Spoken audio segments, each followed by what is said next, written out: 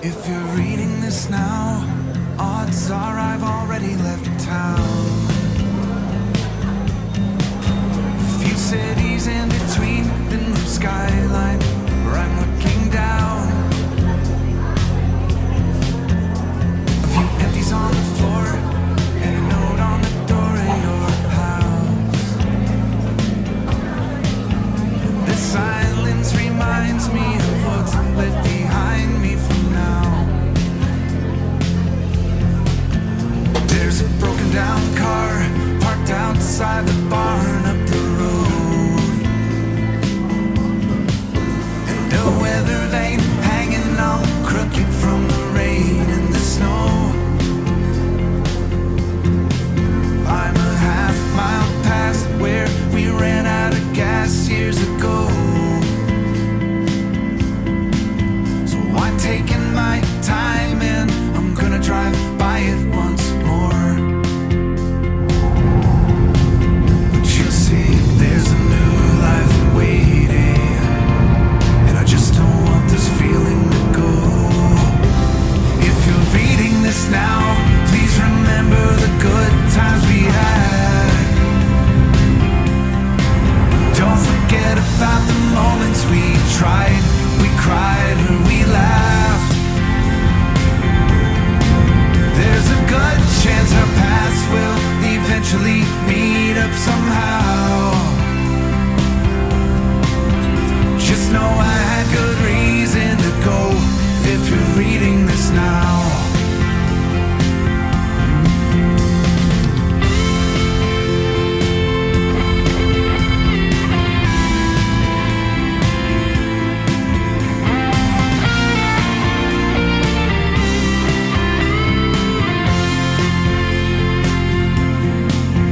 I spent too many nights with the lights out, replaying this scene where we shared the same space, the same beautiful place in my dreams.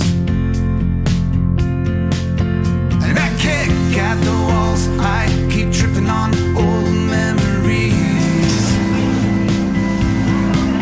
and I try to sing along to the song on this old record machine, but I can't get the words to come out right.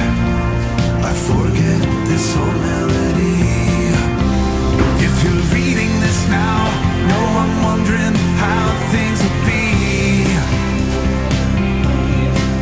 if I bump into you, or the things that you do when I leave. There's a million little things that I'll miss. Just know that somehow you don't need another reason to leave me if you're reading this now.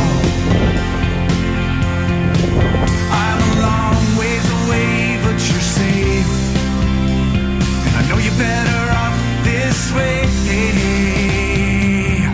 if you're reading this now.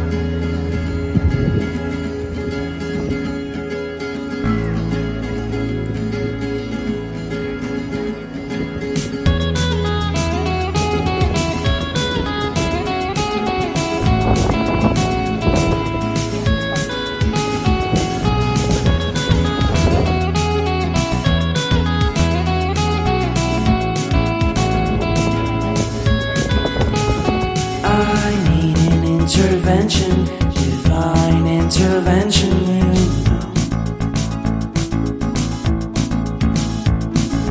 Only in my crucial moments do they pay attention carefully. The shadows of my past welcome me again with a smile. But something deep within, something new, lets me emerge from my cocoon. I only have what's right in front of me. Only you know what is right for me.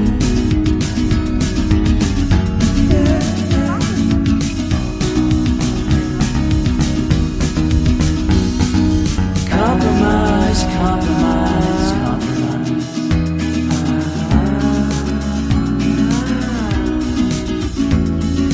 Improvise, improvise, improvise.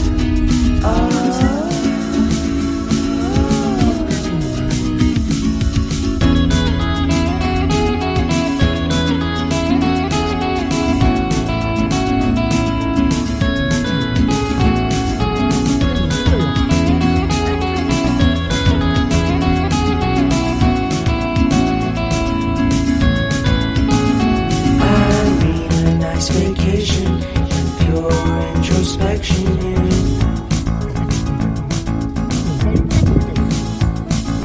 There is nowhere else to go, so I'll be coming home to you.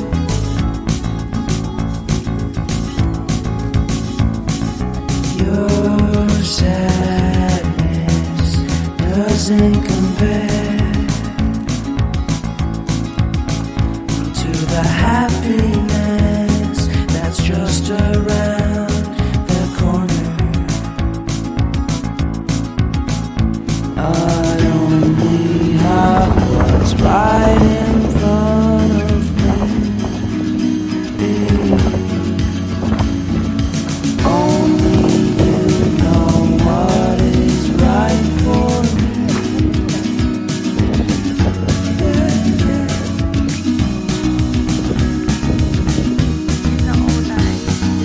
Compromise, compromise, compromise.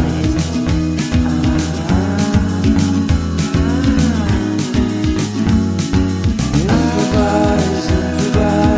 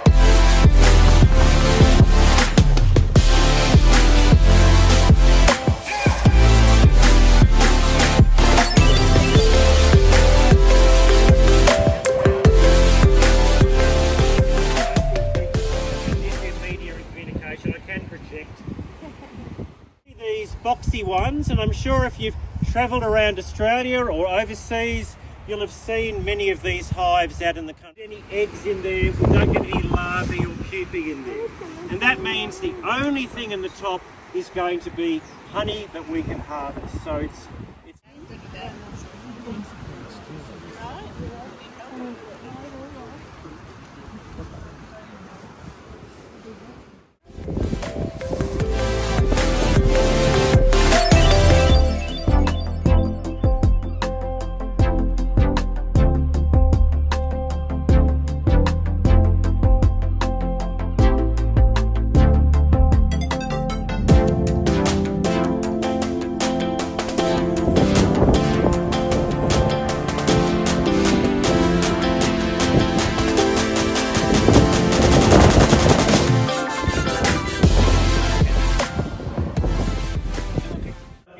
bit like something out of the movie 2001. So if you know what the spacesuits wore up on the moon, looks pretty similar to that. As you can see, nice and white.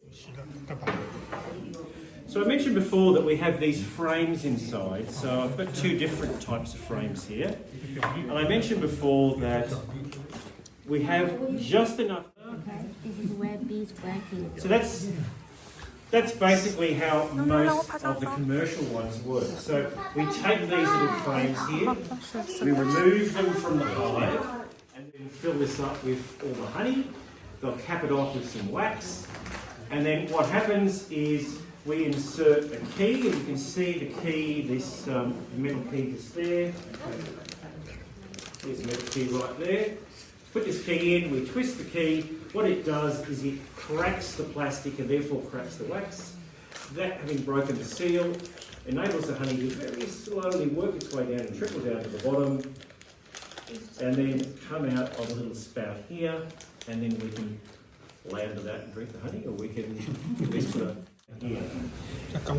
When, as I said, we have better conditions, we put this thing, this is a queen excluder, so this is made so that the queen can't get through, but all the other bees, the worker bees can.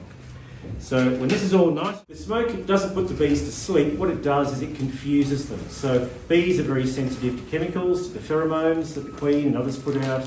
So what this does is it overwhelms the bees' ability to work out what's going on in terms of chemical signatures. So they can't pick up the signature saying attack the white thing that's now stealing all your honey, which is us.